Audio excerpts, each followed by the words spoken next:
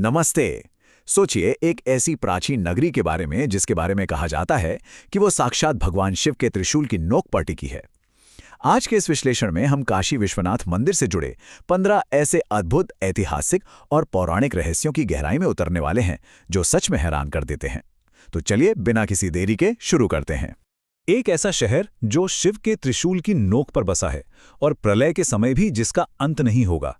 ये सिर्फ कहने की बात नहीं है, बल्कि ये वो गहरा दार्शनिक आधार है जो सदियों से इस नगरी को एक बहुत ही रहस्यमयी ऊर्जा देता आ रहा है। और यही अमरता का विश्वास आज की हमारी इस चर्चा का सबसे मुख्य केंद्र है। ठीक है, तो इस रहस्य को डिकोड करने के लिए हम इन 5 अहम पहलुओं पर बात करेंगे।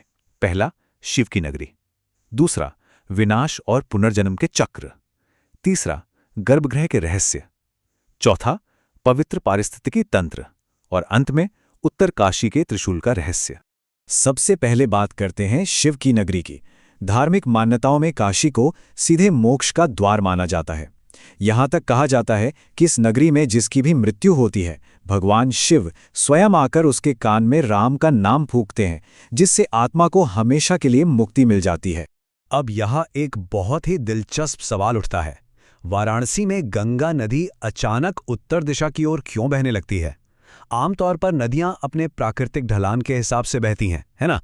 लेकिन बनारस का भूगोल और यहाँ की पौराणिक कथाएं कुछ इस तरह आपस में उलझी हैं कि विज्ञान भी एक पल के लिए हैरान रह जाता है। इसका पौराणिक जवाब बहुत ही खूबसूरत है। ऐसा माना जाता है कि माँ गंगा ने आधी दूरी तय करने के बाद शिव की इस भव्य नगरी को मुड़ के देखने के लिए अपना रास्ता ही उत्तर की तरफ मोड़ लिया था। ये बात हमें दिखाती है कि यहाँ की धरती और यहाँ की कहानियां एक दूसरे में कितनी गहराई से समाई हुई हैं। हमारा दूसरा विषय है विनाश और पुनर्जन्म के चक्र। अब हम उन ऐतिहासिक हकीकतों की तरफ बढ़ते हैं जिन्होंने मंदिर को उसके आज के स्वरूप तक पहुंचाया। ये हिस्सा मंदिर के एक बहुत ही उथल-पुथल भरे अतीत और उसके कई बार हुए पुनर्निर्माण की कहानी कहता है। इतिहास के पन्नों को देखें तो दावे बताते हैं कि 1669 में औरंगजेब ने मंदिर को ध्वस्त करने का आदेश दिया था और उसी जगह पर ज्ञानवापी मस्जिद का निर्माण हुआ। स्रोत ये भी बताते हैं कि उस वक्त मूल शिवलिंग को बचाने के लिए पास के ही एक कुएं में छिपा दिया गया था। फिर सालों बाद 1780 में महारानी अहिल्याबाई होलकर ने इस मंदिर के वर्तमान ढांचे का पुनर्निर्माण करवाया और बाद में 1835 में महाराजा रणजीत सिंह ने इसे स्वर्ण से सजाया। और महाराजा रणजीत सिंह का वो योगदान कोई छोटा मोटा नहीं था।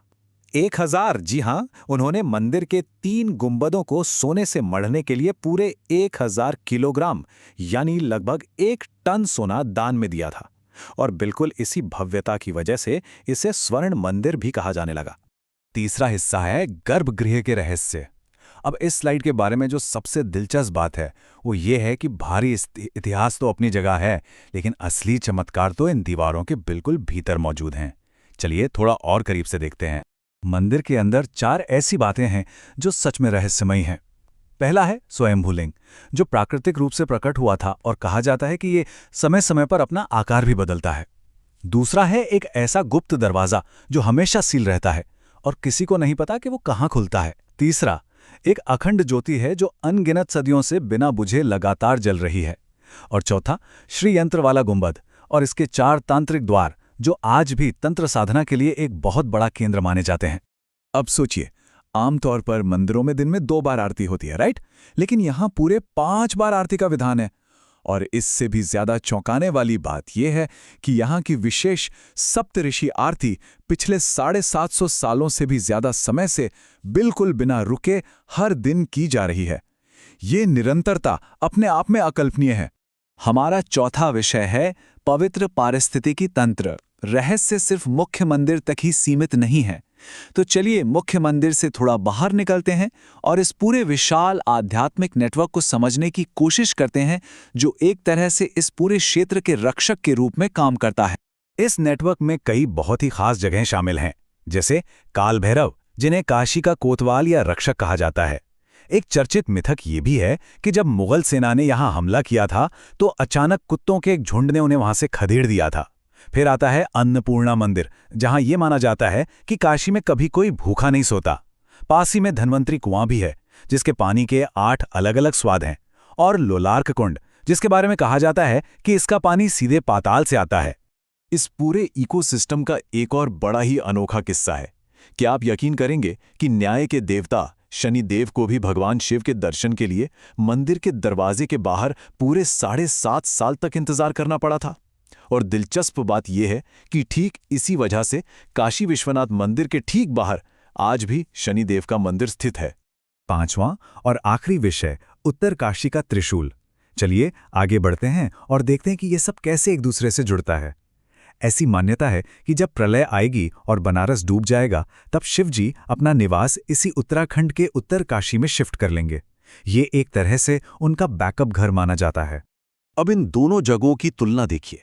बनारस का शिवलिंग बिल्कुल सीधा है, जबकि उत्तरकाशी का शिवलिंग थोड़ा सा दक्षिण दिशा की ओर झुका हुआ है। इसके पीछे की कहानी यह है कि जब मृत्यु के देवता यमराज ऋषि मार्कंडेय को लेने आए, तो वो इस शिवलिंग से लिपट गए। उन्हें बचाने के लिए यह शिवलिंग दक्षिण की ओर झुक गया और ऋषि मार्कंडेय को अमरता का वरदान मिल गया। अब उत्तरकाशी के मंदिर के ठीक सामने माता पार्वती का एक मंदिर है, जहां एक विशाल 26 फीट लंबा त्रिशूल गड़ा हुआ है। किंवदंतियों के अनुसार इसे मां दुर्गा ने फेंका था।